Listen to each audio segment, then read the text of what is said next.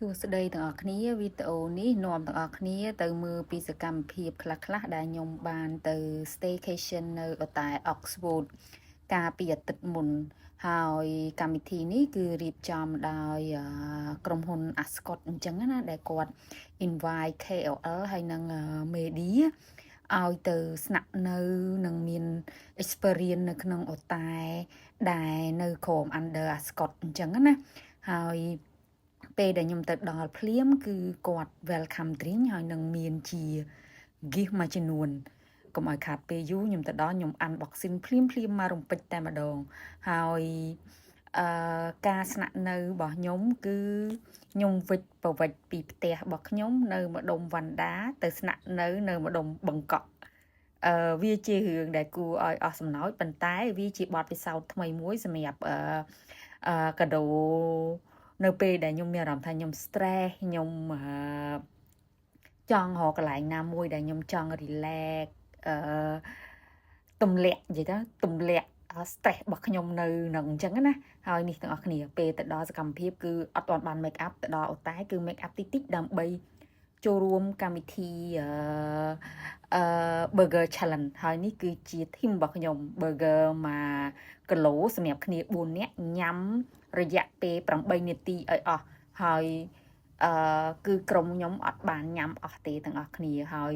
ខ្ញុំញ៉ាំអស់មួយស្លាយជាងជាមួយនឹង french fry ជាមួយនឹងហាំហើយនេះទាំងអស់គ្នាមកមើលសកម្មភាពនៃការញ៉ាំខ្លាចចាញ់របស់ខ្ញុំប៉ុន្តែជាចុងក្រោយខ្ញុំនៅតែចាញ់ដដែលក្រុមខ្ញុំដោយសារតែមួយក្រុមទៀតគាត់គឺជាបរទេសហើយមានគាត់ធំមែនតើទាំងអស់គ្នាគាត់ញ៉ាំអស់ហើយអានេះយើងឈៀអាការចាញ់របស់យើងហើយចុងក្រោយគេមានផ្អែមឲ្យហើយបកទៅកតុបវិញខ្ញុំស្រឡាញ់ view គឺអាចមើល sunset បានទាំងអស់គ្នាហើយបន្ទាប់មកគឺត្រៀមសម្រាប់កម្មវិធី gala ពេលល្ងាចហើយ transform ខ្លួនឯងឲ្យคล้ายទៅជាមនុស្សម្នាក់ទៀត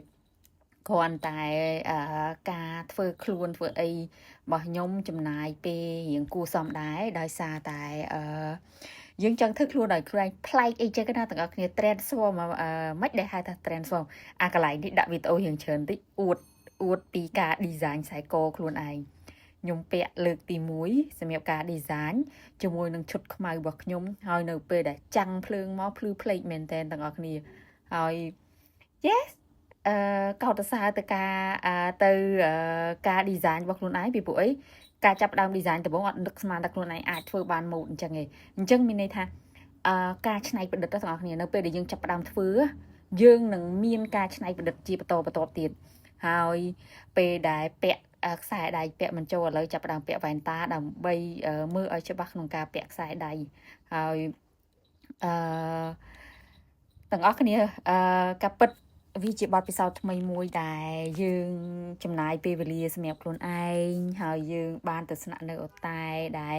គេ provide facility ជាច្រើនហើយជាពិសេសអ្វីដែលខ្ញុំចូលចិត្តនៅ Oxford គឺ view ដូចដែលខ្ញុំបង្ហាញទាំងអស់គ្នាអញ្ចឹងហើយខ្ញុំអាចមើល sunset អីអញ្ចឹងជាដើមហើយ garden គេមាន green មានអីអញ្ចឹងណាហើយនេះទាំងអស់គ្នារួចរាល់ហើយត្រៀមសម្រាប់ទៅ gala dinner នៅជាន់ទី3នៃសន្តាគារ Oxford ហើយពេលទៅដល់ភ្លាមគឺនេះសកម្មភាពខ្លះនៃការថតហើយអួតទៀតហើយទាំងអស់គ្នាកាបូបនេះគឺខ្ញុំ design ខ្លួនឯងហើយម្ហូបបានមកដល់ហើយម្ហូបទី1គឺសាឡាត់ហើយទាំងអស់គ្នាអើយពេលដែលញ៉ាំបដានៅសម័យឃើញ burger 1គីឡូគ្នា4នាក់ឡើយឯហើយបន្ទាប់មកគឺស៊ុបផ្សិតហើយបន្ទាប់មកគឺ steak ហើយសម្រាប់កម្មវិធីនៅ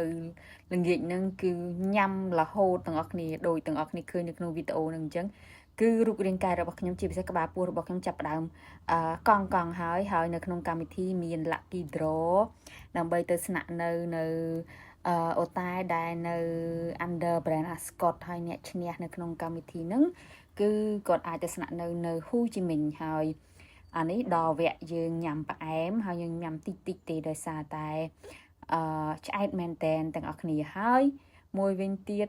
ផ្អែមហ្នឹងគឺគេដាក់កាហ្វេនៅខាងក្រោមអញ្ចឹងហើយក្លិនកាហ្វេឡើងឈ្ងុយទាំងអស់គ្នាហើយបន្ទាប់ពីនឹងមកក៏យើងចំណាយពេលវេលាទៅ